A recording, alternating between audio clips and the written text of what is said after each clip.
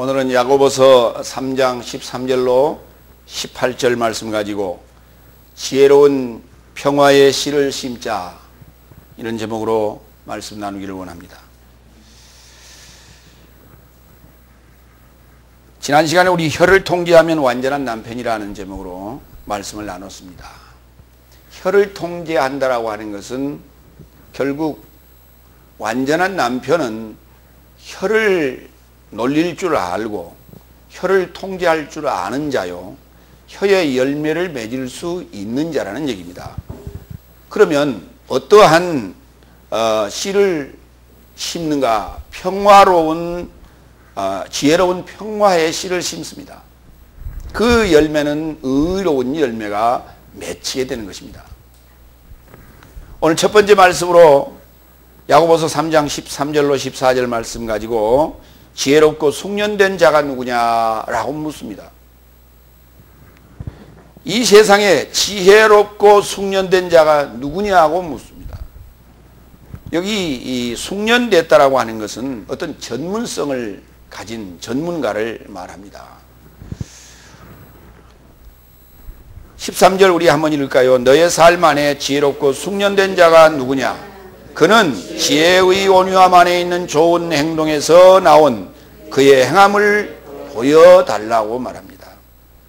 그러니까 지혜롭고 숙련된 자가 있다면 지혜의 온유함 안에서 좋은 행동에서 나온 그의 행함을 보여달라고 요구합니다. 결국 그런 행함이 지혜로운 온유함 안에서 나오는 좋은 행동의 행함이 없다고 하는 것을 지금 지적하고 있습니다. 계속해서 오늘 야고보서는 믿음은 행함을 보여줘야 된다. 행함으로 그것을 우리가 증명하게 되는 것이다. 행함을 통해서 증명하는 것이다 라고 하는 주제와 연관하여 계속 지금 성경의 내용이 진행되고 있음을 우리가 볼 수가 있습니다. 지혜롭고 숙련된 자라고 하는 개념을 우리가 좀 성경을 통해서 찾아봅니다. 고린도전서 1장 18절로 25절을 좀 볼까요? 십자가의 그 말씀은 멸망하는 삶에게는 미련한 것이요 구원받는 나의 삶에게는 하나님의 능력이다. 왜냐하면 내가 지혜로운 삶의 지혜를 멸할 것이며 총명한 삶의 총명을 거절할 것이라고 기록되었느니라. 지혜자가 어디 있느냐? 서기관이 어디 있느냐? 이 시대의 분석가가 어디 있느냐? 하나님께서 이 세상의 지혜를 어리석게 하지 않으셨느냐? 세상이 하나님의 지혜 안에서도 지혜로 인하여 하나님을 알지 못하였으니 하나님께서는 전도의 미련함으로 인하여 믿는 삶을 구원하시기를 좋게 생각하셨다. 유대적 삶은 표적을 구하고 헬라적 삶은 지혜를 찾으나 나의 삶은 십자가에 못 박히게 된 그리스도를 전하고 있으니 유대적 삶에게는 덫이요 헬라적 삶에게는 미련함이나 초청받은 그의 삶에게는 유대적 삶에게나 헬라적 삶에게 그리스도를 하나님의 능력과 하나님의 지혜라고 전하고 있으니 이는 하나님의 미련함이 사람보다 지혜 있고 하나님의 나약함이 사람보다 강하니라 그랬어요. 세상에 어떠한 지혜자와 어떠한 총명한 자가 있다 하더라도 그것은 하나님의 미련함보다 어리석다라고 하는 것입니다. 우리 세상의 눈으로 보면 십자가에 죽으신 예수님을 전파한다라고 하는 것은 정말 미련한 거예요. 아니, 하나님이면 하나님의 능력을 통해서 십자가를 부숴버리고 자기를 해코지 하는 그러한 자들을 그 칼과 창을 다 순식간에 부서지게 하고 천지를 진동하여 그들을 그저 땅을 갈라지게 하고 그저 바람을 불어서 그들을 그 구덩이에 쓸어 넣어서 그들을 깨끗하게 청소해야 되는 거 아니에요? 막 이런 능력이 있어야 하나님 아닙니까? 그런 하나님을 증거하지, 아니 십자가에서 그렇게 나약하게 죽으신 예수님을 증거하고 있다고요. 그러니까 세상적 지혜로 볼 때, 세상적인 어떤 표적으로 볼 때 그건 신이 아니라는 거예요. 부활한 모습을 누가 봤냐고요? 아무도 본 사람이 없다는 거예요. 왜냐하면 성경에 보면 예수님의 부활한 모습을 본 자들은 제자들밖에 없습니다. 그렇기 때문에 제자들은 지금 복음을 증거하는 십자가의 도를 증거하는 자들의 입장에서 지금 설명할 뿐이고, 복음을 받는 자의 입장에서는 누가 봤냐는 거예요. 아무도 본 자가 없다는 거예요. 그래서 이런 소리까지 나왔죠. 저들이 몰래 밤에 무덤에 있는 예수를 옮겨다가 어디다 두고 부활했다 그랬다. 아니, 거기 그러면 그 무덤을 지키는 자들은 누구였습니까? 무덤을 지키는 자들이 누구였습니까? 로마 병정이고 유대인들 아니었습니까? 근데 그들을 따돌리고 어떻게 그것을 예수님의 시체를 빼돌릴 수가 있습니까? 이것은 우리가 표면적인 것으로는 해석이 불가능하며 이면적, 내면적으로만이 해석이 가능합니다. 왜냐하면 그것은 비밀이기 때문에 그렇습니다.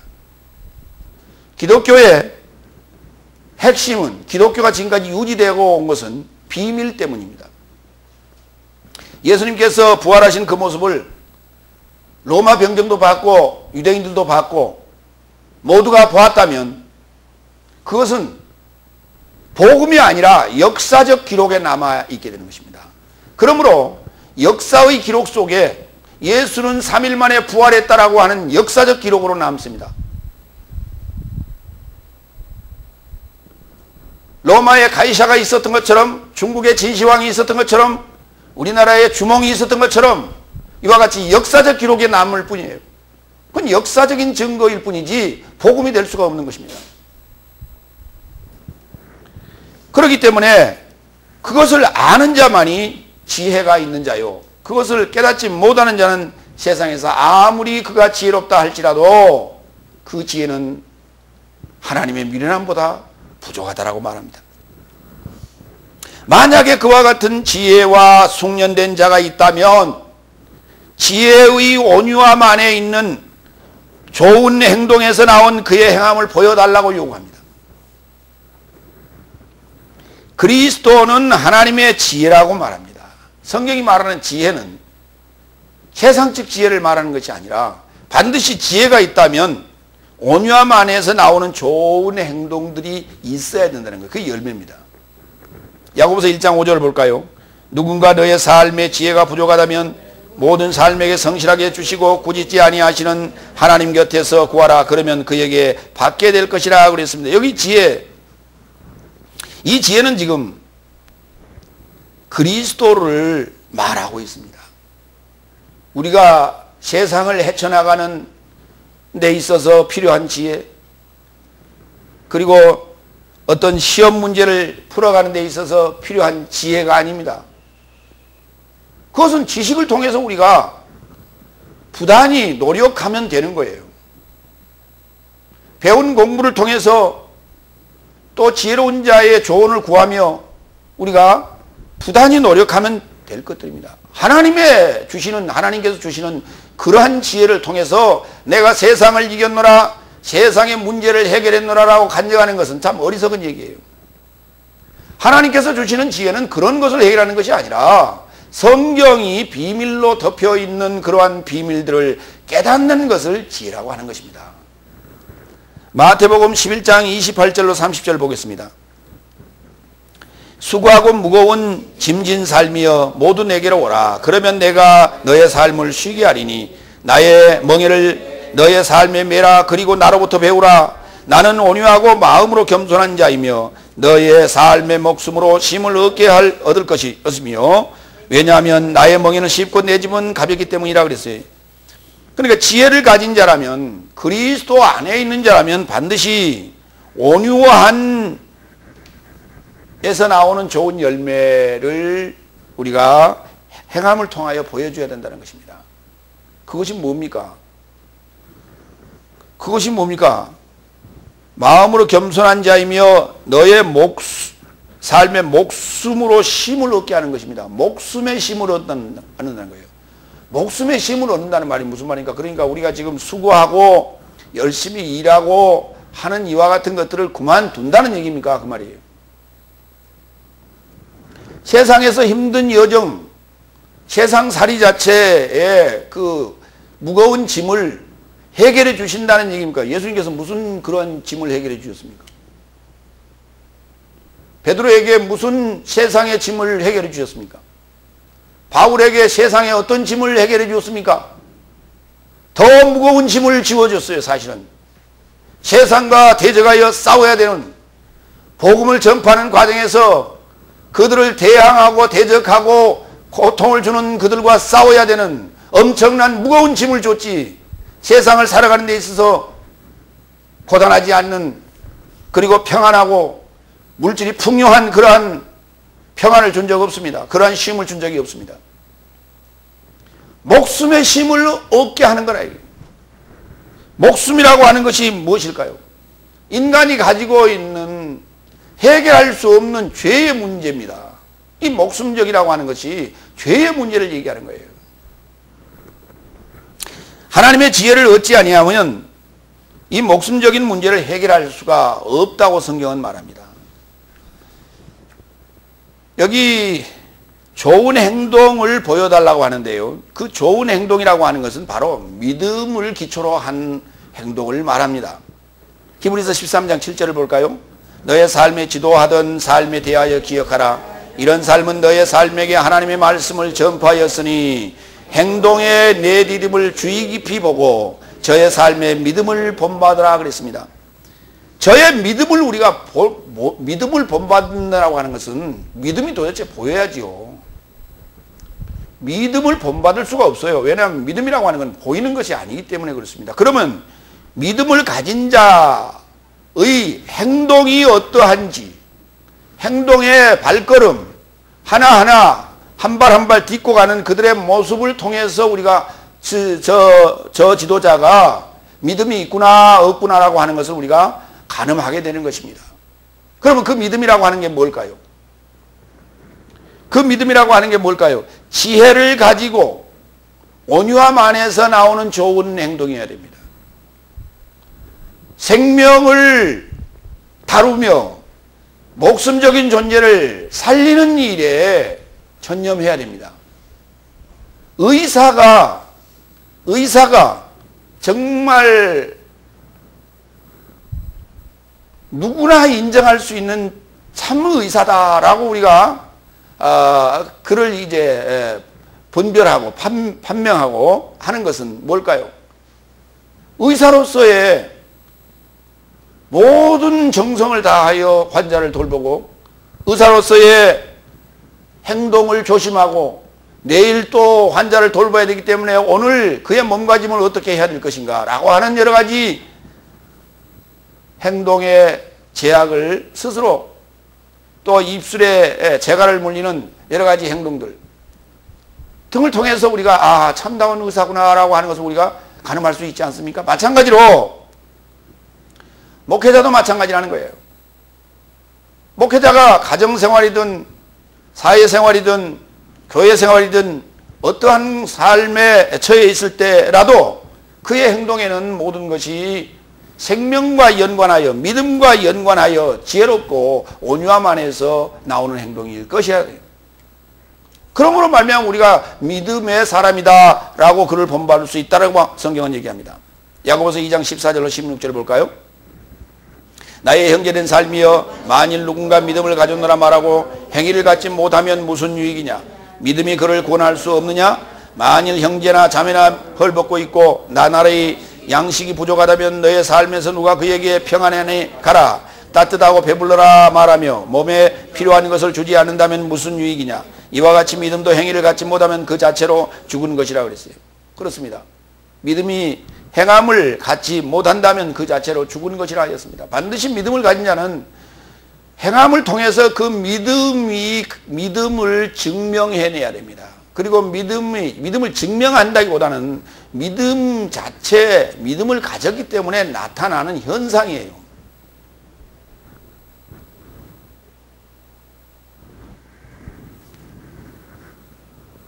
솥에 물을 넣고 불을 지피면 물이 끓게 됩니다. 그 끓는 물은 아무리 무거운 뚜껑을 닫아놓는다 할지라도 그 뜨거운 김을 품어내게 되어 있습니다. 만약에 그 김을 품어내지 아니한다면 그것은 물이 아닐 수 있습니다. 물이라면 반드시 데워지고 끓였다면 김이 나와야 되는 것이에요. 그게 정상입니다. 우리가 믿음을 가졌다면 믿음의 행함이 당연히 행위로서 나타나야 된다는 것입니다. 이와 같이 너의 삶 안에 지혜롭고 숙련된 자가 만약에 있다면 지혜의 온유함 안에 있는 좋은 행동에서 나온 그의 행함을 보여달라고 요구합니다.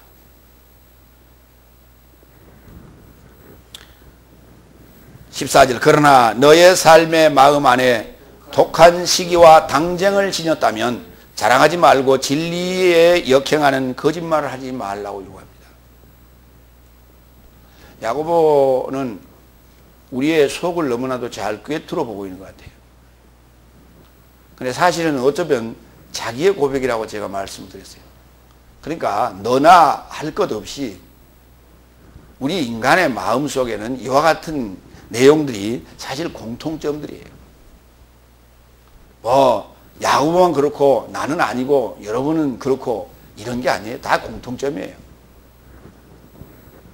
그러나 너의 삶의 마음 안에 독한 시기와 당쟁을 지녔다면, 그런데 이 시기라는 단어가요, 헬라어로는 젤로스라고 그러는데, 다 같이 젤로스. 젤로스란 말은 성경이 이렇게 우리 한글로 표현되어 있죠. 젤롯당원 또는 셀롯당원 이런 표현이 나옵니다. 그 셀롯당원이라고 하는 것은 예수님 당시에 서기관, 바리새인, 사두개인이 있었고요. 그 다음에 젤롯당원이라고 하는 그 당원들이 있었는데 뭐냐면 열심당원이에요. 오늘날로 얘기하면 뭐 산기도 다니고 뭐 저기 부흥회다 쫓아다니고 거리전도 이렇게 노방전도 다니고 하는 그런 열심당원들. 중국 영화에 보면 그 대개는 그 경교라고 해서 뭐 그냥 꽹과리 치고 막 깃발 들고 다니는 어떤 그런 그 기독교의 형태들. 당시에 그 이스라엘에서 젤롯당원들은 주로 열심당원이라고 이제 우리말로 그렇게 번역했습니다만은 그들은 독립운동가들이었습니다. 주로 로마로부터 헬라로부터의 독립을 위해서 열심히 뛰었던 자들이. 근데 예수님께서 제자들과 함께 이렇게 몰려오면 당시에 그랬다고 그럽니다. 아, 열심당원 온다, 이렇게 예수님을 그렇게 폄하했다고 그럽니다. 그런데 그 열심이라고 하는 단어가 좋게 쓰면 열심인데 조금 이게 지나치면 시기로 바뀝니다. 그 단어가 시기라고도 번역을 할 수 있고 열심이라는 단어로도 번역이 가능한 것입니다. 그러면 자기의 의를 세우는 열심에 대해서 우리가 좀 보자고요. 로마서 10장 1절로 4절. 형제들아, 진실로 내 마음의 호의와 간구는 이스라엘을 넘어 구원에 이르고자 하나님을 향하는 것이다. 왜냐하면 나는 저희가 하나님의 열심을 가지고 있으라 지식을 줬지 않았음을 저들에게 증거하노니, 하나님의 의를 깨닫지 못하고 자기의 의를 세우려고 찾고 있는 저들이 하나님의 의에 복종치 아니한 것이니, 그리스도는 의에 이르고자 믿는 모두에게 율법의 마침이 이시기 때문이다. 그리스도는 의에 이르고자 믿는 모두에게 율법의 마침이 된다는 것입니다. 그렇기 때문에 하나님의 열심을 가지고 있으나, 오늘 우리 지금 교인들의 모습과 좀 흡사합니다. 하나님에 대한 열심은 가지고 있는데 지식은 뒷전이에요. 지식을 알지 못하면, 하나님의 지식을 알지 못하면, 우리가 하나님의 지식을 배우지 아니하면 율법이 마치게 되었는지, 율법이 지금 진행되는 것인지 알 수가 없어요. 많은 이들은 지금 율법 시대가 아니라고 말합니다. 그리고 율법이 이미 끝났으니 이제는 율법과 우리하고는 아무 상관이 없다고 얘기합니다. 과연 그럴까요?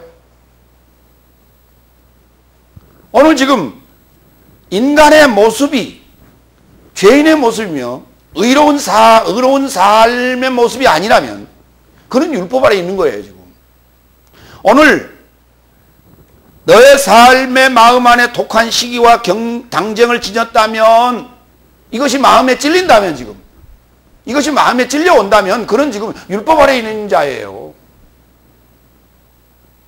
그가 율법을 지금 벗어난 게 아니에요. 주여 나는 죄인이로소이다. 주여 나를 긍휼히 여기소서. 나를 불쌍히 여기소서. 나의 죄를 자복하오니 주께서 용서하시옵소서 라고 지금 고백하고 있다면 그는 율법 아래 있는 자예요. 이것이 뭐냐면 성경에 대한 지식이 없기 때문에, 말씀에 대한 지식이 없기 때문에 하나님에 대한 열심은 있으나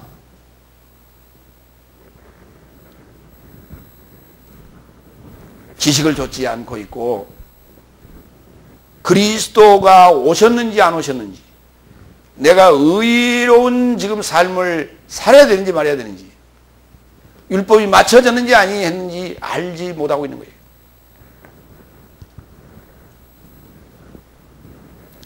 시기와 당쟁이라고 하는 부분에 대해서 좀 살펴봅니다. 로마 13장 12절로 14절. 제가 지금 야고보서를 지금 설교하면서 왜 로마서를 지금 인용하냐면, 지금 야고보의 설교가, 야고보의 말씀이 지금 로마서를 쓴 바울이 쓴 그 내용을 인용하여 지금 서로 지금 이게 증명을 하고 있는 거예요. 로마 13장 12절로 14절. 밤이 지나치고 낮이 가까웠으니 우리가 어둠의 일을 벗고 빛의 갑옷을 입자. 낮 안에서와 같이 단정하게 두루 행하고 방탕과 술 취하지 말며 동침과 호색하지 말며 분쟁과 시기하지 말고 오직 주 예수 그리스도로 옷 입고 정욕에 이르고자 육신의 생각을 행하지 말자 그랬어요.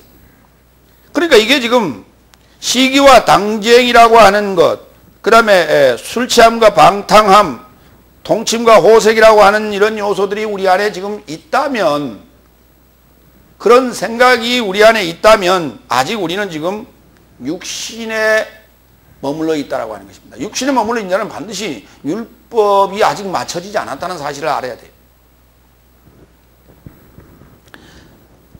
그러면 분노와 시기와 당쟁이라고 하는 것, 그 뭐 지금 우리 로마 13장 12절로 14절에서 충분히 오늘 설명이 가능합니다만은, 갈라디아 5장 19절로 21절에서 정확하게 그것이 육체의 일이다 라고 규명을 합니다. 육체의 일은 드러나나니 이런 삶은 간음, 음행, 더러운 것, 방종, 우상숭배, 마약, 증오, 분쟁, 시기, 분노, 당쟁, 분열, 이단, 투기, 살인, 술취함, 방탕함, 또 이와 유사한 삶이라 다 적을 수가 없어요. 하도 많아가지고. 이건 육체에 속한 삶이라는 거예요. 그럼 육체에 속한 삶이 뭐냐? 이것이 바로 목숨적인 지금 요소들입니다. 목숨적인 존재가 지금 행하고 있는 요소들이, 그걸 우리가 육체의 일이라 이렇게 말하는 것입니다. 이와 유사한 것들 더 적을 수가 없어. 그냥 비슷한 것들 그랬어요. 이런 일을 저지르는 삶은 하나님의 나라를 상속하지 못할 것을 전에 너희에게 미리 경고한 것 같이 나는 너희에게 미리 말하노라 그랬어요. 하나님의 나라를 상속할 수 없다는 것입니다.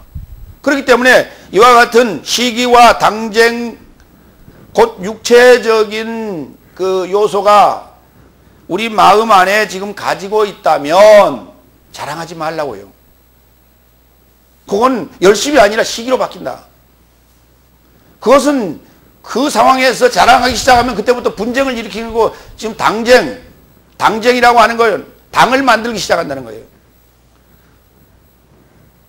믿음의 사람들이 하나가 되는 것이 아니라 당쟁을 만드는 것이에요. 네 편, 내 편을 자꾸 만드는 거예요. 편을 만들어서 문제를 만드는 겁니다. 편당이 안 된다면 문제가 될 게 없어요. 그럼 왜 편당이 됩니까? 어떤 이익권끼리끼리 모이고 누군가에 의해 선동에 의해서 편당을 만드는 것이에요. 이런 것이 결국 뭐냐면, 편당을 만드는 이유는 내 혼자, 내 스스로는 할 수가 없기 때문에 좀 모여서 같이 하자, 같이 놀자.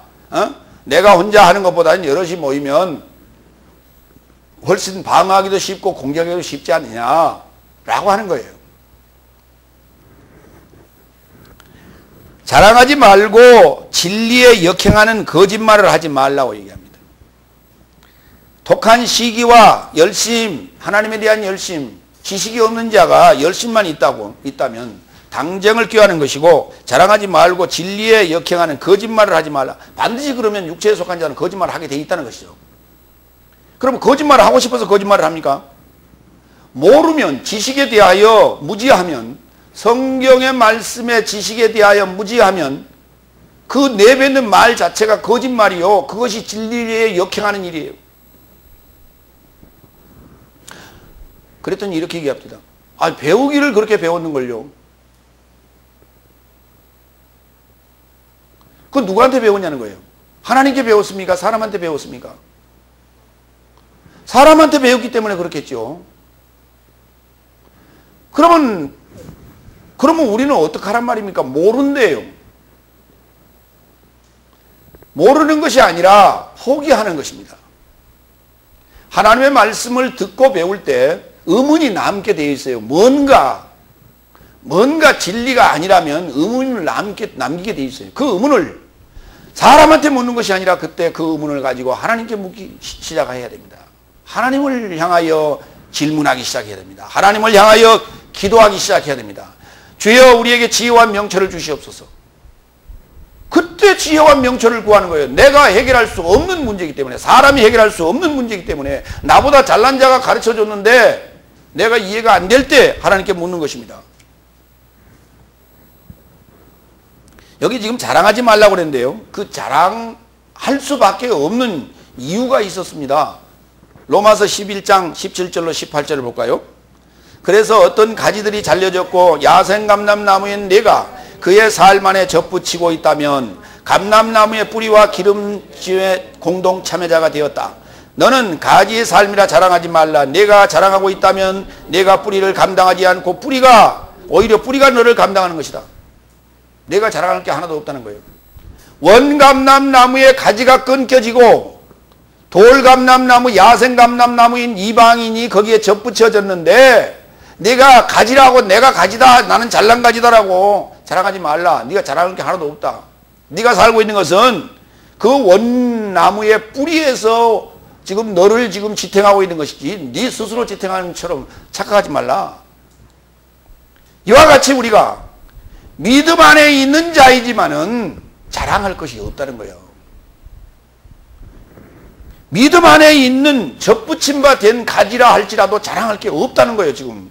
그런데 돌감람나무가 무슨 야생감람나무가 자랑할 게 뭐가 있습니까?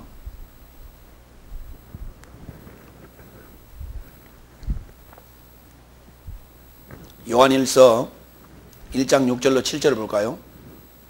여기 지금 자랑한다면 만약에 시기와 당쟁을 지니고 자랑한다면 진리에 역행하는 거짓말을 하고 있다고 얘기합니다.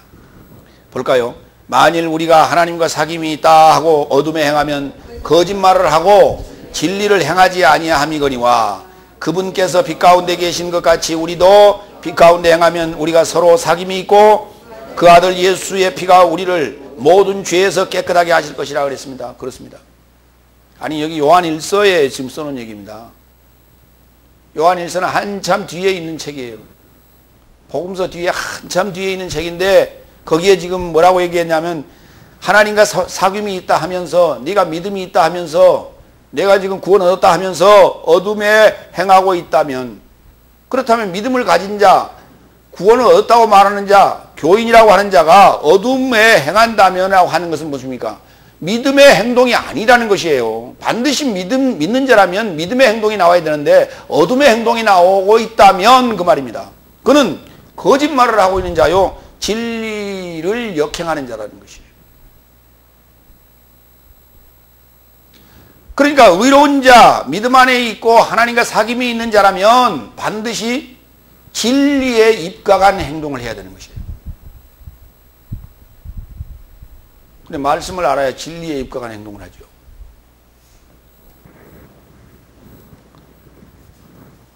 이와 같이 지금 지혜롭고 숙련된 자가 있느냐라고 첫 번째 대제는 물었습니다. 사실 없어요. 이렇게 물으니까 참 나는 자신 있게 답할 수 있습니다 라고 말할 사람 누가 있습니까? 없어요. 두 번째 대지로 갑니다. 그러면 땅에서 난 지혜는 어떠하고 위로부터 난 지혜는 어떠한지 살펴보도록 합니다. 두 번째, 땅에서 난 지혜에 대해 살펴봅니다. 야고보서 3장 15절로 16절 말씀 가지고 보겠습니다. 15절, 이런 지혜는 위로부터 내려온 것이 아니요 오히려 땅의 것이요 목숨적이요 귀신 같다 그랬어요. 육체적인 일에 대한 것, 시기와 당정이 있으면서 자랑하는 것, 그러한 삶의 모습이라고 하는 것은 이건 위에서 내려온 지혜가 아니고 세상적인 지혜요. 세상적인 열심이며 오히려 그것은 땅의 것이며 목숨적이며 귀신 같다고요.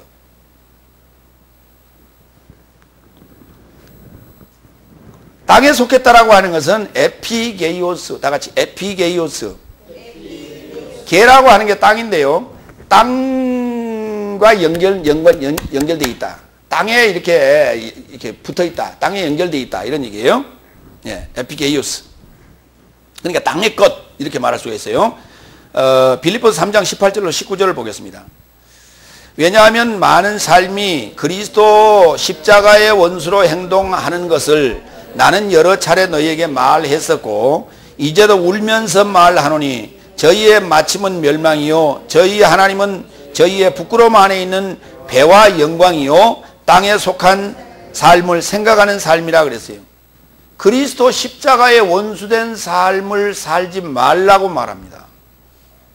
그리스도 십자가의 원수로 행동한다면 저희 하나님이 누구냐 그랬더니 부끄러움 안에 있는 배와 영광이래요. 배와 영광. 배만 이해하는 자들. 땅에 속한 삶만을 생각하는 자들. 이와 같이 그리스도 십자가의 원수라고 하는 것이 뭐냐면 십자가의 말씀, 십자가에 못 박힌 말씀, 십자가에서 죽으신 말씀, 이것이 하나님의 능력이요 하나님의 지혜인데 그 십자가에 못 박히지 아니하고 지혜를 지금 말하고 있다면, 십자가에 못 박힌 것을 지금 부끄럽게 여기고 있다면 그는 지금 땅에 속한 자요. 그는 지금 하나님과 원수된 자다. 원수된 행동을 하고 있는 것이다. 이렇게 말할 수가 있어요. 그러니까 우리 그리스도인들에게 있어서 가장 중요한 부분은 뭐냐면 십자가입니다. 그럼 그 십자가에서 예수님은 왜 죽으셨는가라고 하는 거예요. 십자가의 죽으심, 우리의 모든 죄를 다 사해 주시려고 십자가에 죽으셨는가요? 십자가의 죽으심이라고 하는 것은 한 알의 밀알이 땅에 떨어져 죽는 것과 같은 이치입니다. 예수는 생명이며 부활입니다. 그 생명이요 부활이신 예수님이 나와 함께 십자가를 져 주심으로 말미암아 내가 죄로부터 벗어나서 새 생명의 그 싹을 붙잡고 함께 자라는 거예요. 이 비밀이지. 모든 인류를 구원하기 위하여 한 분이 십자가의 대속물로 드려진 게 아니란 말이에요. 예수님께서는 우리에게 말씀합니다. 제자들에게 나를 따르려거든 자기 십자가를 지고 나를 좇으라고 얘기합니다. 여러분이 그리스도 예수의 제자가 되려면 자신의 십자가를 지고 주님을 쫓아야 돼요. 그리고 주님과 함께 십자가에서 죽고 죄로부터 해방돼요. 생명의 그 나무를 키워가야 돼요. 그 생명의 열매를 이제는 주렁주렁 매달아야 됩니다. 이러한 비밀이 그 안에 담겨 있는 것이지. 세상의 지혜로 보니까 그 억울한 죽음이요 한 사람의 희생양으로서의 죽음으로 말미암아 전 인류를 구원하고자 하는 그런 어리석은 그런 법칙이 어디 있나? 그거는 세상의 지혜가 아닌 일반적인 눈으로 봐도요 참 안타까운 얘기일 수밖에 없어요. 그 안타까운 생각을 가지고 매년 부활절 전에 사순절을 기념하면서 많은 그리스도인들은 예수의 단독 십자가의 죽음을 예통하며 눈물을 흘리고 감사하고 기뻐하고 하잖아요. 부활절 그 다음 날은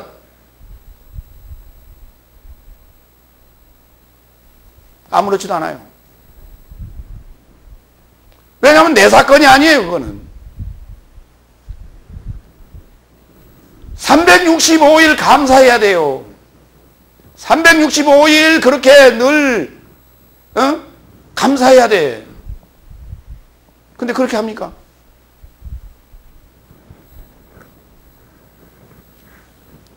고린도전서 2장 12절로 14절. 목숨적인 존재라고 하는 것은 세상의 영을 받은 자입니다. 그래서 나의 삶은 세상의 영을 받지 않고 오히려 하나님에게서 난 영을 받았으니, 여기 지금 세상의 영을 받은 자와 하나님의 영을 받은 자를 구분하고 있습니다. 이는 나의 삶에게 하나님께 속하여 은혜 받은 삶을 알게 하려 하심이라. 나의 삶도 사람의 지혜의 말로 가르친 삶 안에서가 아니라 성령이 가르치신 삶 안에서 이런 삶을 전하고 있으니 영적인 삶으로 영적인 삶을 분별하느니라. 육적인 사람은 하나님의 영의 삶을 영접하지 않았으니 저에게 어리석은 것이요 영적으로 판단받는 것을 알 수도 없었다. 우리는 영적이다라고 하는 것이요, 예, 육적인 영적인 사람이 있고요, 그 다음에 영적인 사람이 그렇습니다. 뭔가 이렇게 잘 맞추고 예언하고 뭐 투시하고 하는 그런 그 능력을 가지면 영적인 사람이다, 우리가 그렇게 얘기합니다. 그런데 그것은 하나님의 영일 수도 있고 세상의 영일 수도 있습니다. 하나님의 영을 받은 자와 세상의 영을 받은 자의 차이가 뭘까요? 온유함 안에서 그가 믿음의 행위, 좋은 행함을 통해서 우리가 구원을 향해, 구원을 위해서, 생명을 위해서 전파하고 생명을 위하여 우리가 수고하고 노력하고 또 긍휼을 베푼다면 그건 하나님의 영을 받은 자예요. 그러나 하나님에 대한 열심은 있으나 지식이 없고 자기의 의를 드러내고자 하는 그러한 삶을 살고 있다면 그것은 세상의 영을 받은 자예요. 그 자를 우리가 육신적이라고 말한다. 목숨적이라고 얘기한다. 목적 자체가 자기 목숨만을 위하고 있는 거예요. 하나님 나라를 위하는 삶이 아니라는 것이죠. 자기 목숨을 위하는 거예요. 그러면 하나님 나라는 뭐냐고요? 자기 목숨을 버리는 거예요. 어디다가 버리는 거예요? 십자가에 버리는 거예요. 자기 목숨을 십자가에 버린 자만이 하나님 나라를 상속할 수 있는 자격이 주어지는 것이에요. 그때 하나님의 영을 우리가 상속받게 되는 것입니다. 목숨적인 존재가 어떤 존재냐? 고린도전서 15장 45절로 46절을 보겠습니다. 또한 이와 같이 기록되었으니 첫사람 아담은 산 목숨에 이르게 되었고 제후의 아담은 살려주는 영에 이르게 되었도다. 오히려 먼저는 영적인 자가 아니요 오히려 목숨적인 자요 그 다음에 영적인 자라고요. 창세기에 하나님에 의하여 창조된 아담은 영적인 존재가 아니었습니다. 목숨적인 존재였습니다. 그러면 그 목숨적인 존재가 이렇게 얘기하면 안 된다고요. 원래는 하나님의 영적인 존재였는데 그 영적인 존재가 죄를 지음으로 말미암아 하나님의 영이 죽었다고요. 하나님이 죽었다는 얘기입니다. 그럼 하나님의 영이 어떻게 죽어요? 그런 놈의 교리가 어디 있고 그런 신학이 어디 있습니까? 첫사람 아담은 네페시였습니다. 그것이 헬라어로는 푸시케라고 합니다. 그러니까 푸시케라는 단어와 네페시라는 단어는 같은 말이에요. 목숨적인 존재입니다. 그러면 영적인 존재와 목숨적인 존재의 차이는 헬라어로는 영적이라는 말을 프리모라고 하고요. 히브리어는 영이라는 말을 루아우라고 합니다. 첫사람 아담은 루아우를 받은 적이 없습니다. 목숨적인 존재에 있는데 더러운 영을 받게 된 거예요. 뱀에게. 이것을 우리는 세상의 영이라고 말하는 것입니다. 이제 그 세상의 영을 버리고 하나님의 영을 우리가 받아야만이 영적인 존재로 바뀌게 되는 거예요. 그러니까 원래 사람들은 다, 인류는 다, 인간은 다 목숨적 존재예요. 다 목숨적 존재이기 때문에 하나님 나라, 하나님의 그 영적인 세계를 알 방법이 없습니다. 하나님의 영을 받지 아니하고 하나님 나라를 알 방법이 없어요. 그 하나님의 나라를 알기 위해서 우리가 하나님께 지혜와 명철을 구하는 것입니다. 세상 공부하기 위해서, 세상을 멋지게 살아가기 위해서 하나님의 지혜와 명철을 구하는 게 아니고요. 하나님의 비밀을 깨닫기 위하여 우리가 지혜와 명철을 구하는 것입니다. 여기 지금 귀신 같은 존재, 귀신 같은 지혜. 그러니까 땅에 속한 지혜요, 목숨적인 지혜요, 귀신 같은 지혜라 이렇게 말할 수가 있어요. 이게 그 육에 속한 그것을 지닌 자들의 모습이다 이렇게 말할 수가 있는데요. 이제 귀신 같은 존재, 귀신 같은 지혜를 가졌다. 계시록 16장 12절로 14절을 보겠습니다. 또 여섯째 천사가 그 대접을 큰 강 유브라데에 쏟으며 강물이 말라서 동방에서 오는 왕들이 길이 예비되었더라. 또 내가 보매 개구리 같은 새 더러운 영이 용의 입과 짐승의 입과 거짓 선지자의 입에서 나오니 저런 삶은 귀신의 삶의 영이라.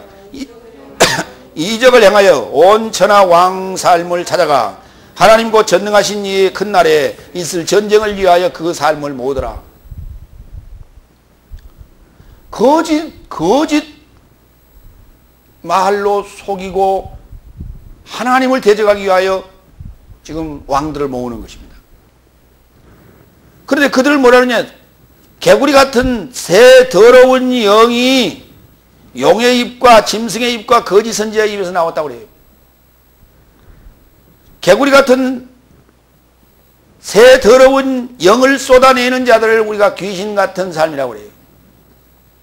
귀신 같은 지혜를 가지고 있는 거예요. 자기의 목숨을 위하여, 자기 목숨을 위하여 사탄의 계략이라고 하는 건 이런 거예요. 야, 내가 하나님과 대등한 능력을 가진 내가 영인데 나의 종이 되고 나에게 충성하라 그러면 내가 너에게 큰 영광을 주리라. 이것이 사탄의 전략이 아닙니다. 사단은 모든 인간 안에 지금 들어가서 지배하고 있는데 그 사단이 요구하는 것은, 명령하고 있는 것은 이거예요. 야, 이 세상에 무엇이 중요하냐? 아무리 세상에 중요하고 값진 것이 있다 하더라도 네가 죽어버리면 아무 소용이 없지 않냐? 그러니까 이 세상에 가장 중요한 거는 너 자신이야. 너 자신이니까 누가 뭐래도 하나님이 나타나서 헌신하라, 봉사하라, 충성하라, 뭐 하라 해도 듣지 말고 말로만 아멘 그렇게 하고 사실은 그렇게 살면 안 되니라. 아주 이기적이고 자신만을 위해서 살아야 되는 것이야. 그것이 잘하는 것이지 바보처럼 그렇게 살지 말라. 이게 사탄이 우리 인간들의 마음 안에서 우리에게 주문하고 있는 내용이에요. 이거를 목숨적인 존재라고 얘기합니다. 자, 그런데 그런 생각을 가진, 그런 영을 받은 사람들이 하나님의 사람인 것처럼 행동하면서 개구리 같은 새 더러운 영을 토해내는 거예요. 그래서 하나님과 대적하기 위하여 사람들을 끌어모으고 앉았어요. 숫자 모으고 앉았어요. 이게 귀신 같은 삶이에요. 이건 하늘에서 난 게 아닙니다. 당을 짓고 땅에서 난 지혜예요. 그래서 하나님과 대적하자는 거예요. 16절 시기와 당정이 있는 곳에는 혼란과 모든 악한 사건이 있게 돼 있어요. 교회에 사람들이 모이는 곳이기 때문에 당연히 있지 않느냐 그렇게들 얘기합니다. 그러나 있을 수 있어요. 왜냐하면 의로운 자들만이 모일 수는 없는 것입니다. 그러나 먼저 된 자가 본을 보이고 먼저 된 자가 온유하고 먼저 된 자가 너그럽게 먼저 된 자가 하나님을 생각하며 영적인 행동을 하며 본을 보인다면 반드시 그 모임은 이제 들어온 사람 천방지축일 수밖에 없어요. 물정 아무것도 모릅니다. 교회 법에 대해서도 아무것도 모릅니다. 그런데 그 자가 그 판을 깨지는 않습니다. 교회 조직이 본을 보이며 온유하고 너그러운 삶의 행동으로 계속해서 위에서부터 차근차근 이렇게 조직화되어 있다면, 이렇게 물들어져 있다면 그 조직은 절대로 혼란하지 아니합니다. 악한 사건이 일어나지 아니합니다. 그 모임은.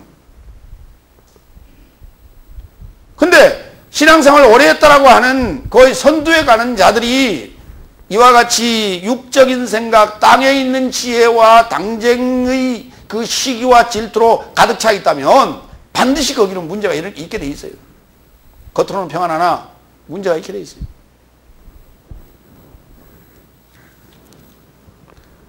누가복음 21장 7절로 13절 보겠습니다. 이게 시기와 당쟁이 있는 곳에는 혼란과 모든 악한 사건이 있게 되어 있는데요. 이 사건은 그냥 있는 것이 아닙니다. 일반적으로 우리가 세상에 모이면 반드시 당쟁이 있어요. 혼란도 있고 소요도 있게 되어 있어요. 그러나 이것은 지금 우리가 믿음의 사람들의 모임을 지금 얘기하는 것이지 우리 세상의 지금 그 모임들을 얘기하는 게 아니에요. 국회에서 맨날 싸우는 저기 지금 국회의 모습을 지금 묘사하고 있는 게 아닙니다. 교회의 모습인데요. 이와 같은 모습이 있어서는 안 된다고 지금 얘기하고 있는 것입니다. 그러면 반드시 복음이 들어간다면, 복음이 전파되면 반드시 이와 같은 일을 있게 돼 있다는 것이에요. 왜? 서로 상충되기 때문에. 누가복음 21장 7절에서 13절. 그들이 물어 이르되 선생님이여 그러면 어느 때에 이런 일이 있겠사오며 이런 일이 일어나려 할 때에 무슨 징조가 있사오리까? 이르시되 미혹을 받지 않도록 주의하라. 많은 사람이 내 이름으로 와서 이르되 내가 그라하며 때가 가까이 왔다 하겠으나 그들을 따르지 말라. 난리와 소요의 소문을 들을 때에 두려워하지 말라. 이 일이 먼저 있어야 하되 끝은 곧 되지 아니하리라. 또 이르시되 민족이 민족을 나라가 나라를 대적하여 일어나겠고 곳곳에 큰 지진과 기근과 전염병이 있겠고 또 무서운 일과 하늘로부터 큰 징조들이 있으리라. 또 모든 일 전에 내 이름으로 말미암아 너희에게 손을 대어 박해하며 해당과 옥에 넘겨주며 임금들과 집권자들 앞에 끌려가려니와 이 일이 도리어 너희에게 증거가 되리라 그랬어요. 이러한 일은 지금 인류 역사 이후로, 다시 말해서 예수님 십자가에 죽으시고 부활하신 이후로 수없이 있었던 일입니다. 외적으로도. 그러나 너희에게 증거가 되리라 그랬어요. 이런 내용들이, 이런 사건들이. 거기에 지금 구절에 보면 난리와 소요, 난리와 혼란이라고 하는 그 소요라는 소문을 들을 때 두려워하지 말라 그랬어요. 이게 끝이 아니라 우리는 지금 누가복음 21장, 마태복음 24장을 종말장이라고 얘기하고 오늘 지금 어느 때 이런 일이 있겠습니까? 세상 종말에는 어느 때 이런 일이 있겠습니까? 그렇게 질문을 했거든요. 근데 그게 지금 외적인 우리 지구의 종말을 얘기하는 것이 아니라 우리의 마음의 지금 상태를 지금 설명하고 있는 것입니다. 자, 시기와 당쟁이 있는 곳에는 이런 일이 벌어진다고 지금 그랬어요. 성경에. 다시 우리 14절로 갑니다. 본문 14절. 그러나 너의 삶의 마음 안에 독한 시기와 당쟁을 지녔다면, 시기와 당쟁이 나타나고 오늘 지금 본문에 두 번 나오는데 14절에 한 번 나오고 그 다음에 16절에 지금 한 번 나옵니다. 14절 읽고 16절로 띄웁니다. 다 같이. 그러나 너의 삶의 마음 안에 독한 시기와 당쟁을 지녔다면, 16절로 갑니다. 시기와 당쟁이 있는 곳에는 혼란과 모든 악한 사건이 있다 그랬어요. 그러니까 시기와 당쟁이 있는 곳이 어디예요? 우리의 마음 아닙니까? 오늘 지금 누가복음 21장 3절로 7절로 13절, 그 다음에 마태복음 24장에 나오는 그런 내용들이 지금 어디서 일어나는 일이냐면 저와 여러분의 마음 안에서 일어날 일이에요. 무엇이 전파될 때, 복음이 전파될 때, 일곱째 나팔이 불려질 때, 아까 지금 여기 요한계시록 16장 12절로 14절에 여섯째 천사가 그 대접을 큰 강 유브라데 강에 쏟을 때 그 말입니다. 이것도 지금 우리 속이지 우리가 지금 밖에 얘기가 아니에요. 아니 대접, 얼마나 큰 대접이길래 갖다가 그걸 쏟는다고 유브라데 강물이 마릅니까? 유브라데 강이 무슨 어디 도랑물 같습니까? 그게 마르게?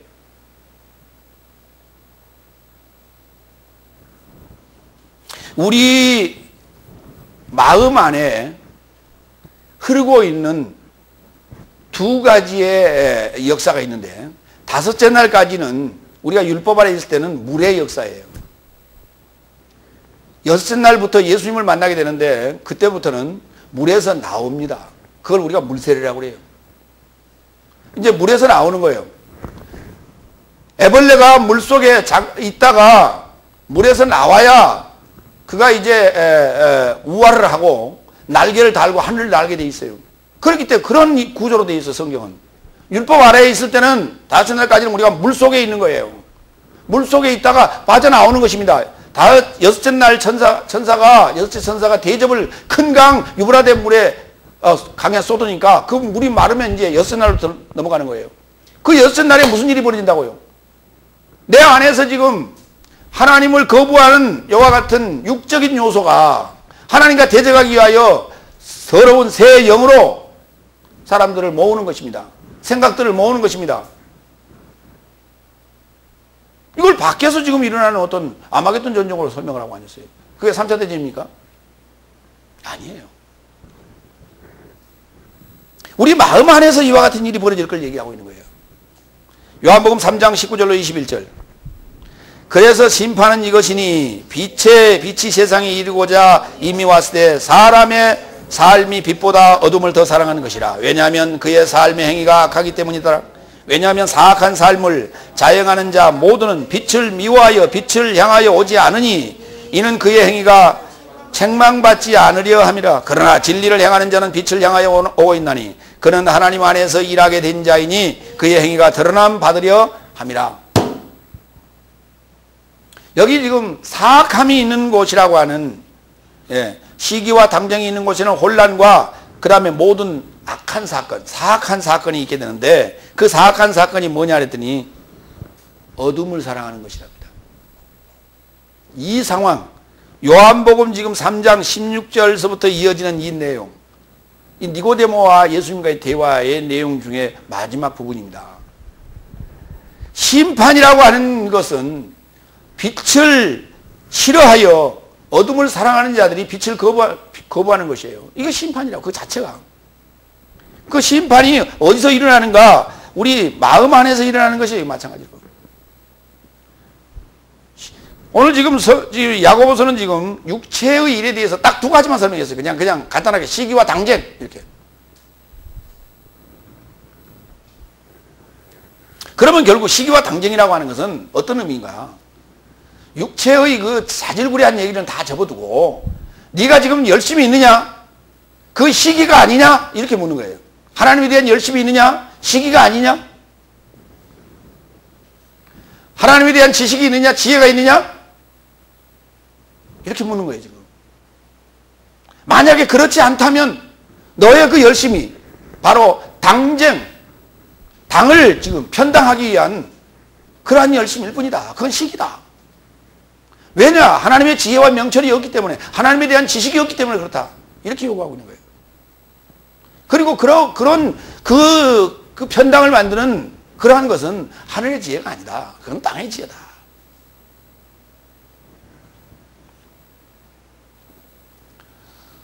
저에게는 참 재주가 없는 것이 하나 있는데, 그게 뭐냐면 사람을 이렇게 다둑다둑거리고 사람을 요 조직을 이렇게 잘 이렇게 건사하는 거예요. 이게 잘 안 돼. 옛날에는 잘 했는데 어느 날부터 이게 잘 안 돼.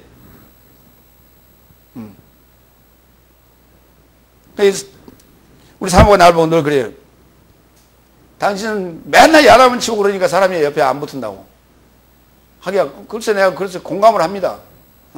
그렇습니다 라고 내가 공감을 하나. 가만 늘 생각을 해보죠. 만약에 그렇게 사람들을 잘 다둑다둑거려서 옆에 붙게 하는 그 자체만이 그것이 올바른 목회인가. 저도 갈등 많이 했어요. 그 문제 가지고. 근데 성경을 읽으면 읽을수록 내가 하고 있는 게 정답인 것 같아요. 세 번째로 갑니다. 그러면 위에서 난 지혜는 도대체 어떠한 거예요?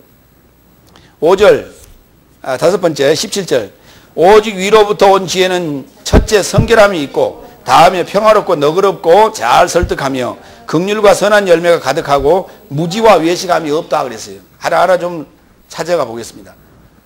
성결하다라고 하는 것과 정결하다라고 하는 것은 같은 말이에요. 그런데 하그노스라고 해서요, 이게 정결하긴 정결한데 그냥 깨끗하다는 개념이 아니에요. 하나님의 거룩함과 같이 그렇게 깨끗한 거예요. 그래서 성결하다 이렇게 표현을 썼어요. 성결하다. 그래서 성결하다고 번역된 데도 있고 정결하다고 번역된 데도 있어요. 그러면 하나님의 지혜를 받으면 이렇게 됩니다. 고린도후서 11장 2절 3절.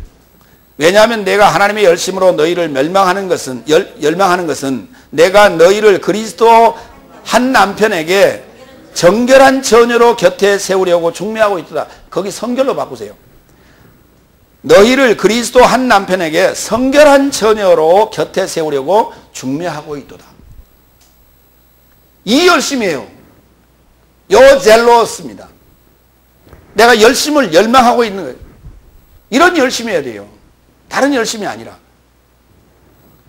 그래서 뱀이 그 교활함 안에서 유아를 속였던 것 같이 너희 지각이 그리스도에 이르는 진실함과 순결함으로부터 부패되지 않을까 나는 두려워하노라.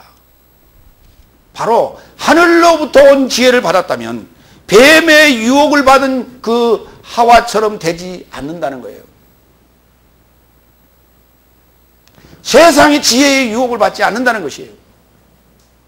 그러니까 결국은 아담이 지은 죄가 뭐냐면 세상의 지혜를 받은 거예요. 세상의 영을 받은 거예요. 하나님의 영을 받았더라면 그렇지 않을 텐데 그 말이에요. 죄를 짓지 않았을 텐데. 오늘 우리는 이미 세상의 영을 받은 자들입니다. 그렇기 때문에 이제 세상의 영을 몰아내려면 하나님의 영을 받을 수밖에 없어요. 하늘로부터 온 지혜를 받을 수밖에 없어요. 그래서 성결하게 되어야만이 그리스도의 신부가 됩니다. 이것이 우리가 하늘의 지혜를 받아야 될 이유입니다. 두 번째, 거기 평화로움이라고 그랬어요. 다 같이 에이레니코스. 에이레나라는 단어가 평화라는 단어입니다. 그 단어가 니코스가 붙어서 형용사로 바뀌었어요. 그러니까 이것이 평화로움 또는 평화로운 이런 뜻이에요. 히브리서 12장 11절로 보겠습니다. 임재하는 자를 향하는 모든 훈련은 기쁨이 있다고 생각하지 않고 오히려 슬픔이라고 생각한다. 나중에는 그로 인해 연단받은 삶에게 그런 의의 평화로운 결실을 떼어주신다고요. 하나님께서 이렇게 뚝 떼어주신다고요. 그러니까 마지막에 우리가 일곱째 날에 임재하는 삶이라고 하는 것은 임재 하나님의 임재를 기다리는 그 삶은 결코 이게 즐거운 길이 아니에요. 기쁨이 있는 그 삶이 아니에요. 사도들이 살았던 것처럼 슬픈 삶이요, 힘들고 고단한 삶이고 어렵고 역경의 삶입니다. 그 삶이. 그런데 그들이 그 연단을 통해서 우리가 견뎌내고 인내한다면 의의 평화로운 결실을 맺을 수 있다는 것입니다. 그건 하나님이 맺게 해주신다는 거예요. 다시 말해서 평화로운 삶을 살 수 있는 자라면 누구냐면 인자된 삶이에요. 다시 말해서 그리스도의 임재 안에 그의 소유된 자예요. 그리스도의 임재된 자는 말은 무슨 말입니까? 성령을 받은 자예요. 성령을 받은 자. 하늘의 지혜를 받은 자는 성령을 받은 자입니다. 그리고 사도들의 삶을 사는 자예요. 사도들이 하는 일이 뭡니까? 평화를 위한 전쟁을 하고 있는 것이죠.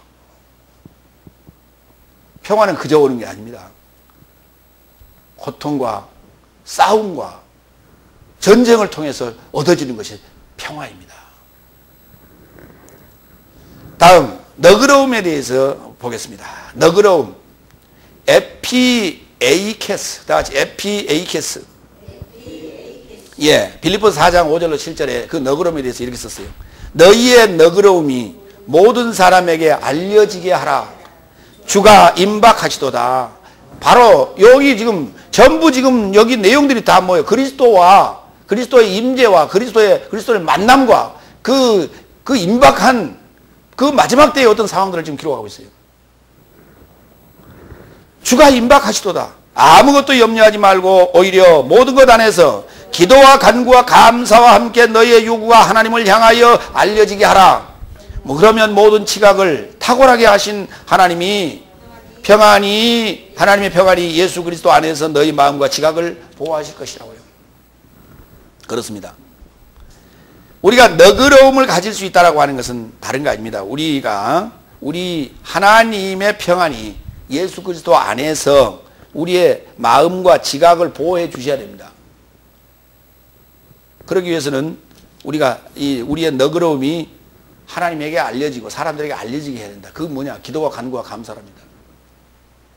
기도와 간구와 감사를 통해서 하나님의 능력이 나타나게 되어야 돼요. 드러나게 되어야 돼요. 이거 결국은 복음 전파입니다. 복음 전파예요. 그 복음 전파를 뭐라고 했어요? 너그러움이라고 했어요. 우리가 이 너그러움의 여유를 가진다고 하는 것은 가진 자만의 누릴 수 있는 덕목이에요. 기도와 간구와 감사. 이게 우리가 가질 수 있는 그게 통로예요. 다 같이 기도와 간구와 감사. 지혜와 총명, 그리고 하나님의 나라, 하나님의 그 지식을 가질 수 있는, 지각을 가질 수 있는 그 통로예요. 도구예요. 다음에 잘 설득함 그랬어요. 잘 설득함이라고 하는 단어는 딱 여기 오늘 본문 야고보서 3장에 한 번 딱 쓰였어요. 그러면은 잘 빼고 설득한 대목을 좀 보겠습니다. 사도행전 19장 24절로 26절에 바울이 지금 에베소에서 전도하는 그 설득력을 좀 보자고요.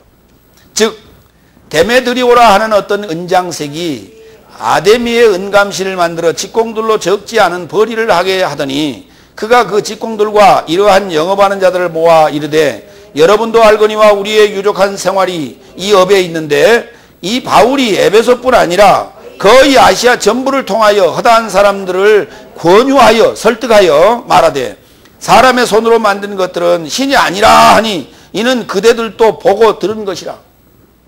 바울이 얼마나 복음 전도를 하면서 설득을 잘해버렸는지 에베소에 지금 큰 일이 벌어졌어요. 아데미라고 하는 이 에베소의 신입니다. 여신인데요. 배에 이 젖이 여러 개가 달려 있어요. 그러니까 결국은 배에 젖이 여러 개 달려 있는 그러한 동물이 뭡니까? 돼지죠. 그러니까 그걸 땅의 신이라고 그러는데 대개 땅의 신은 여신을 상징하고 있고 우리 동양에서는 땅신 그러면 돼지입니다. 그래서 땅과 관련된 어떤 일을 시작할 때 고사를 지낼 때 돼지머리 갖다 놓은 이유가 바로 거기에 있어요. 그러니까 지금 우리 에베소의 아데미 여신이 뭐냐? 우리나라의 돼지야, 돼지. 돼지를 그렇게 그 여자 모양새로 그렇게 그림을 그렸을 뿐이에요. 그런데 그렇게 그걸 은으로 만들어가지고 은감실이라고 하는 게 뭐냐면 은장색으로 만드는 그런 어떤 이 사찰. 그러니까 사찰도 만들고 그 안에 아데미 신상도 집어넣어가지고 파는 거예요. 요만하게 만들어가지고. 집에 갖다가 놓고, 거기 절하고 뭐 하도록. 그게 벌이가 제법 됐는데, 바울이 와서 지금 복음을 들고 와서 막 설득을 하는데, 그건, 나무로 만든 거, 손으로 만든 거, 그건 신이 아니다. 신은 하나님이 진짜 신이다. 이렇게 설득하고 다닌다, 이거죠. 그렇습니다. 잘 설득하면, 하나님의 지혜를 받으면 이렇게 설득을 잘하게 돼 있어요. 다음에 긍휼과 선한 열매가 가득하다고 그랬어요. 긍휼이라는 것과 불쌍히 여긴다라고 하는 것과 동정한다라고 하는 것, 그 같은 거의 비슷한 말로 우리가 쓰입니다. 그런데 동정하는 것은 복음 하나님의 지혜를 갖지 아니하고도 우리가 동정할 수 있고 하나님의 지혜를 갖지 아니하고 자비를 베풀 수 있어요. 그러나 긍휼이라고 하는 요 단어는 이건 하나님의 지혜, 하늘의 지혜를 받지 아니하고는 긍휼을 베풀 수가 없습니다. 왜냐하면 이렇습니다. 마태복음 9장 13절 보겠습니다. 그러므로 너희는 가서 무엇인지 배우라. 나는 긍휼을 원하고 제사를 원치 않는다. 왜냐하면 나는 의인을 부르러 오지 않았고 오히려 죄진 삶을 회개에 이르게 하기 위하여 왔노라 그랬어요.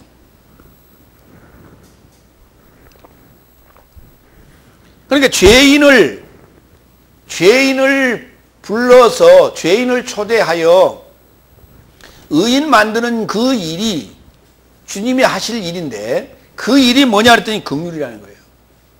하늘의 지혜를 받지 아니하고는 이 일을 할 수가 없습니다.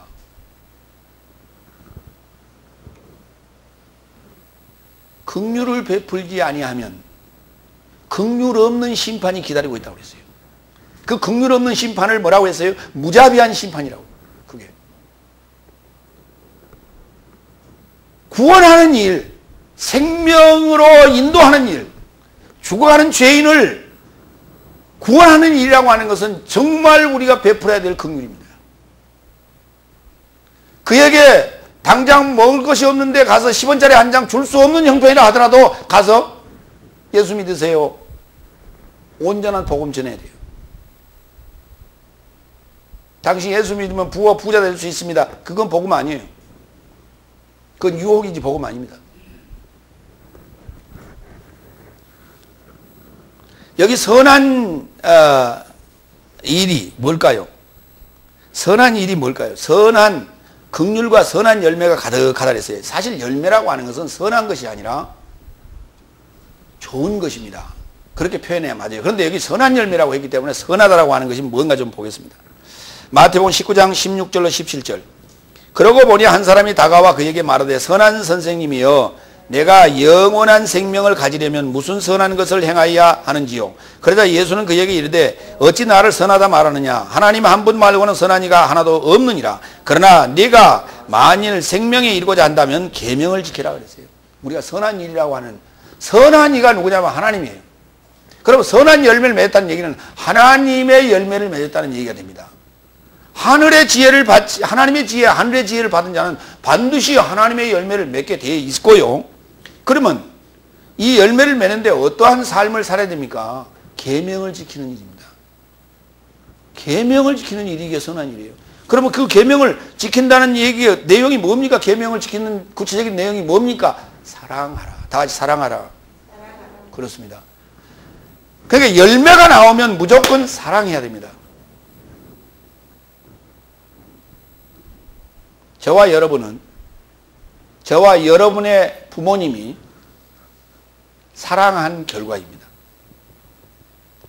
포도나무가 결실하는 것은 포도나무의 꽃의 암술과 수술이 수정을 했기 때문입니다. 이게 사랑이에요. 저와 여러분의 부모님이 사랑했어요. 그렇기 때문에 결실이 맺어진 거예요. 우리가 하나님과 사랑해야만이 하나님의 결실이 맺어지게 되는 거예요. 그걸 선한 결실이라고 하는 거예요. 선한 열매라고 지금 성경은 표현하고 있는 것입니다. 근데 그건 당연히 좋은 것이죠. 당연히 좋은 열매예요. 그러니까 하나님의 영을 받은 자라면 반드시 원수를 만나서 사랑해야 됩니다. 원수를 긍휼히 여기고 그 원수의 죄로부터 벗어나게 해줘야 됩니다. 그럼으로써 그 원수를 신부 삼아서 또다시 그 사이에서 결실의 열매가 나타나게 해야 됩니다. 그 선한 결실이 나타날 수 있도록 하는 것이죠. 이것이 바로 하나님의 지혜를 받은 자의 삶입니다. 그 다음에 무지와 외식이 없다 그랬어요. 무식하지 아니하고 외식하지 아니한다 그랬어요. 무식이 없다. 예. 무식이 없는 게 없어요. 그래서 그냥 유식으로 보았습니다. 고린도후서 11장 5절로 6절. 나는 대단한 사도들보다 부족함이 조금도 없다고 생각한다. 바울의 지금 자기 변론입니다. 내가 비록 말에는 평범하여도 지식에는 그렇지 아니하니 그랬습니다. 이 지식이 세상 지식을 말하는 게 아니죠. 하나님에 대한 지식입니다. 하나님에 대한 지혜이고요. 나의 삶이 모든 삶 안에서 너의 삶에 이르고자 모두 안에서 나타나게 되었도다.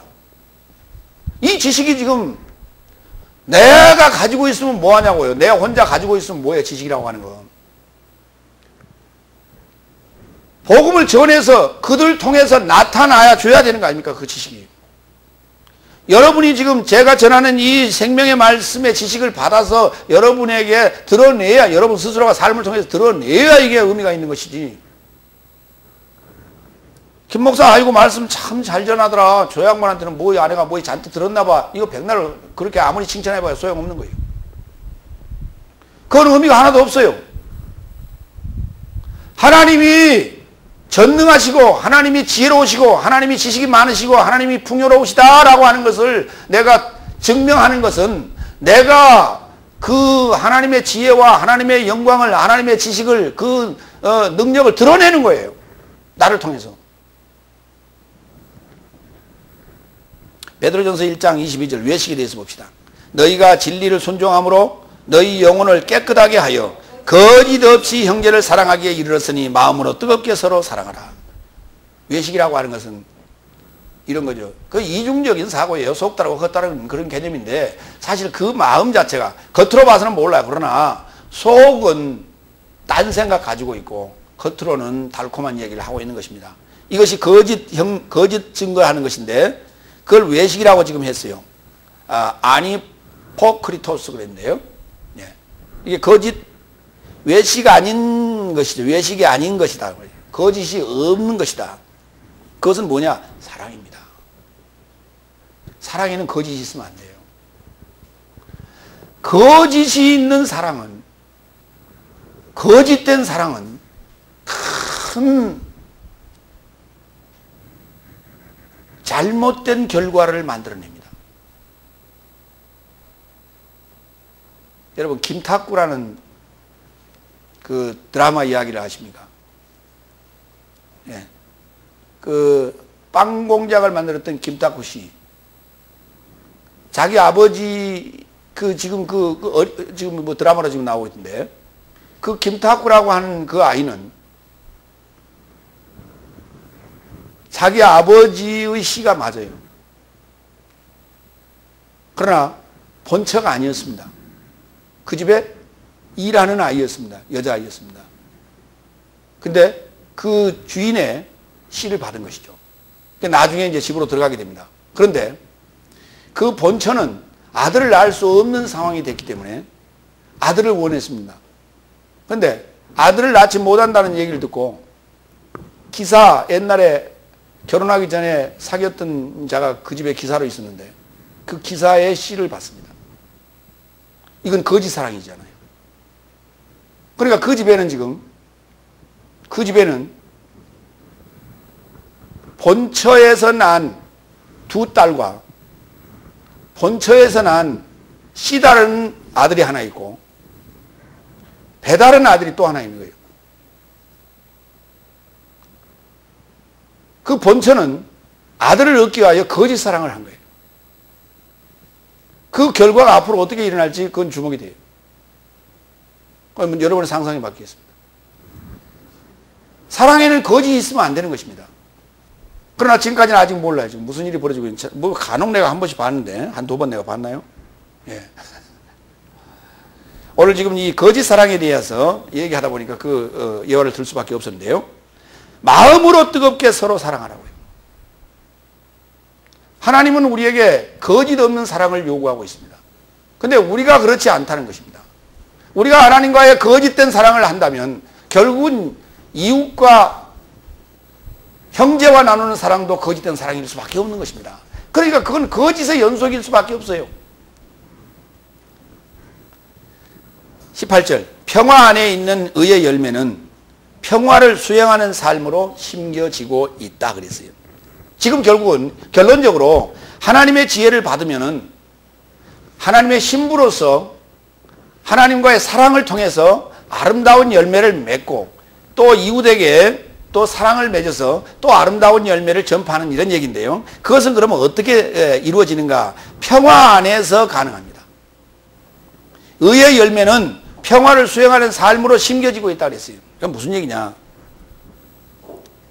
에베소서 2장 13절로 18절 읽겠습니다. 그러나 이제는 전에 멀어져 있던 너희가 예수 그리스도 안에서 그리스도의 피로 가까워졌느니라. 그는 우리의 평화이신지라. 양편 삶을 하나로 만드시고 땀의 중간을 하시고 원수 곧 법령 안에 있는 계명의 법을 그의 육체 안에서 쓸모없게 하셨으니 이는 두 삶을 자기 안에서 평화를 행하는 한 세 사람에 이르게 창조하려 하며 또한 십자가로 인하여 그 안에서 원수를 살해하고 하나님과 한 몸 안에서 화해하려 하심이라. 또한 오셔서 멀어진 너희와 가까운 자들에게 평화를 전파하셨으니 이는 저로 인하여 양편 삶이 한 성령 안에서 아버지를 향하여 다가감을 얻은 것이다. 무슨 말이냐? 평화 안에 그리스도 예수께서 친히 몸으로 평화의 씨앗을 뿌려서 의의 열매를 맺게 하는 것입니다. 저와 여러분은 의로운 자가 아니었습니다. 그러니까 불의한 열매를 맺을 수밖에 없었고 죄의 열매 곧 사망을 맺을 사망이라는 열매를 맺을 수밖에 없었는데 저희 몸 안에 오셨어요. 그리고 저와 여러분의 몸 안에 오셔서 평화의 씨앗을 거기 뿌렸습니다. 그게 바로 십자가 사건이에요. 십자가 사건을 통해서 새싹이 나게 한 거예요.